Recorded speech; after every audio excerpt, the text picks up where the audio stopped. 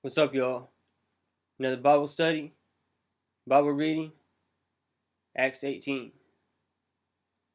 After these things, he left Athens and went to Corinth, the home of the Corinthians. And he found a Jew named Aquila, a native of Pontus, having recently come from Italy with his wife Priscilla, because Claudius had commanded all Jews to leave Rome. He came to them, and because he was of the same trade, he stayed with them and they were working, for by trade they were tent makers. And he was reasoning in the synagogue every Sabbath, and trying to persuade Jews and Greeks. But when Silas and Timothy came down from Macedonia, Paul began devoting himself completely to the word, Jesus. Because before he was only preaching on the Sabbaths, and during the rest of the week he was making tents. But when Silas and Timothy came down, he started preaching full time, solemnly testifying to the Jews that Jesus was the Christ. But when they resisted and blasphemed, he shook out his garments and said to them, "Your blood be on your own heads. I am clean. From now on I will go to the Gentiles." He then left there and went to the house of a man named Titus Justus, a worshiper of God, whose house was next to the synagogue. Crispus, the leader of the synagogue, believed in the Lord with all his household, and many of the Corinthians, when they heard, were believing and being baptized. And the Lord said to Paul in the night by a vision, "Do not be afraid any longer, but go on speaking, and do not be silent, for I am with you, and no man will attack you in order to harm you, for I have many people in this city." And he settled there 1 year and 6 months, teaching the word of God among them. But while Gallio was proconsul of Achaia, the Jews with one accord rose up against Paul, and brought him before the judgment seat, saying, "This man persuades men to worship God contrary to the law," which isn't true.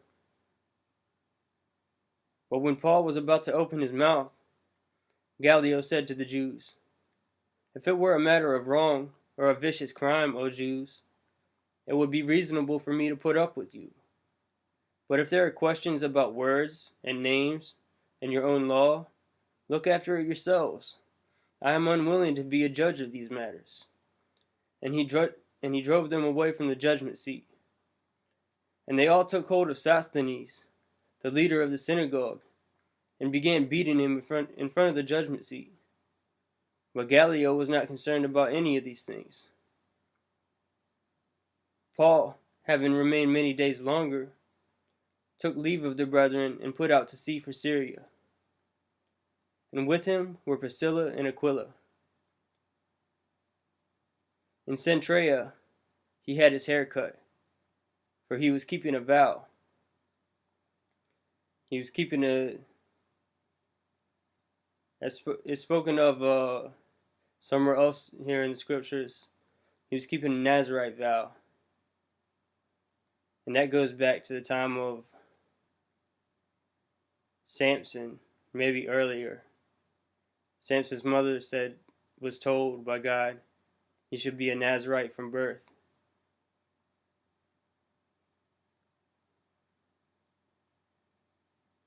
And he had to stay clean, stay clear from liquor or wine or anything from the grapevine. They came to Ephesus, and he left them there. Now he himself entered the synagogue and reasoned with the Jews. When they asked him to stay a longer time, he did not consent, but taking leave of them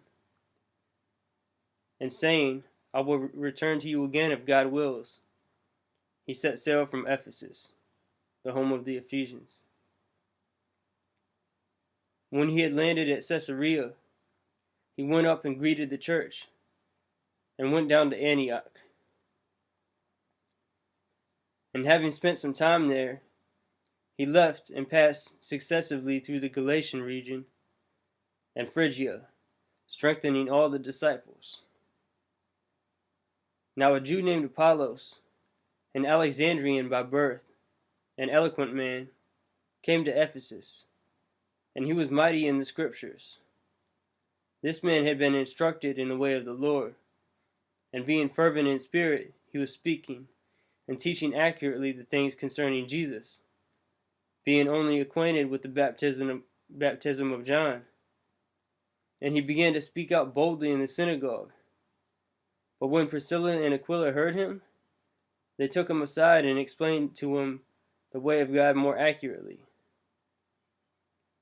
And when he wanted to go across to Achaia, the brethren encouraged him and wrote to the disciples to welcome him. And when he arrived, he greatly helped those who believed through grace.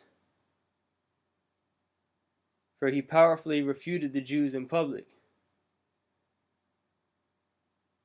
Now we're still talking about Apollos. For he powerfully refuted the Jews in public, demonstrating by the Scriptures that Jesus was the Christ. That's the end of chapter 18. God bless you guys.